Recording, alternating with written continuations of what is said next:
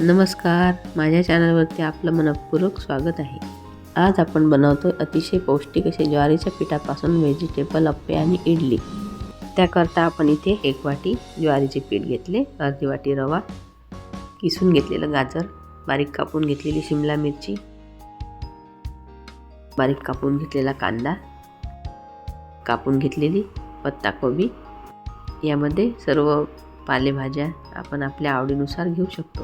बारीक कापून घेतलेला टोमॅटो, भरपूरशी कोथिंबीर, 1 वाटी आंबट दही, आपल्या आवडीनुसार लाल मिरची पावडर, थोडी हळद घालायची, भाजून घेतलेली जिरे पावडर घालायची, भरपूर पांढरे तीळ घालायचे. आता यामध्ये घालायचं 1 वाटी ज्वारीचे पीठ. या ठिकाणी आपण ज्वारी, बाजरी, नाचणी यासारख्या मिक्स धान्यांची पिठं घालून सुद्धा पौष्टिक अप्पे बनवू शकतो. आता 1 वाटी ज्वारीचं पीठ घालून झालेलं आहे. त्यामध्ये अर्धा वाटी बारीक रवा घालायचा, चवीनुसार मीठ घालायचं आणि त्यामध्ये 2 चमचे तेल घालायचं, मिक्स करायचं आणि पाणी घालून भिजवून घ्यायचं. 5 मिनिटे झाकून ठेवायचं. 5 मिनिटांनंतर आपण झाकण काढून त्यामध्ये इनो किंवा बेकिंग सोडा घालायचा.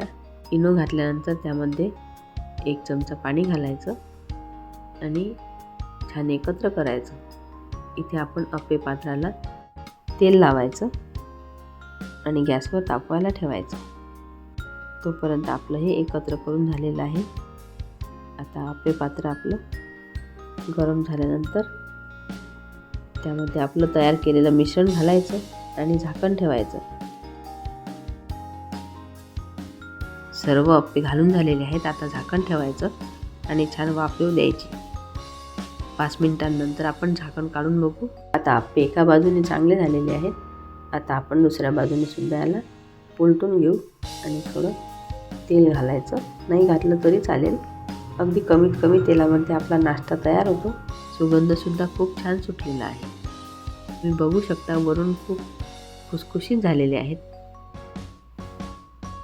अगदी लहान मोठे सर्वजण आवडीने खातील. कोणाला कळणार सुद्धा नाही हे ज्वारीच्या पिठापासून बनवले आहेत. आता आपण बनवूया इडली. आपण इडली पात्राला तेल लावून घेतलं आणि त्यामध्ये हे मिश्रण घालायचं. तसेच इडली पात्र आपण गॅसवर ठेवून त्यामध्ये पाणी घालायचं, त्यामध्ये लिंबू घालायचं आणि हे मिश्रण भरलेले पात्र त्यामध्ये ठेवायचे आणि झाकण ठेवायचं. अगदी 10 मिनिटात आपली इडली तयार होईल. ही इडली आपण काप करून त्याला तडकासुद्धा देऊ शकतो. तडका दिलेली इडलीसुद्धा खूप छान लागते किंवा आपण चणा डाळीची, शेंगदाण्याची चटणी यासोबत याचा आस्वाद घेऊ शकतो. अशा प्रकारे हा आपला ज्वारीच्या पिठाचा नाश्ता तयार झालेला आहे. तुम्ही आवर्जून करून बघा. आवडल्यास लाईक, शेअर आणि कमेंट्स जरूर करू शकता. रेसिपी बघितल्याबद्दल धन्यवाद. पुन्हा भेटू अशाच नवीन रेसिपीमध्ये. तोपर्यंत नमस्कार.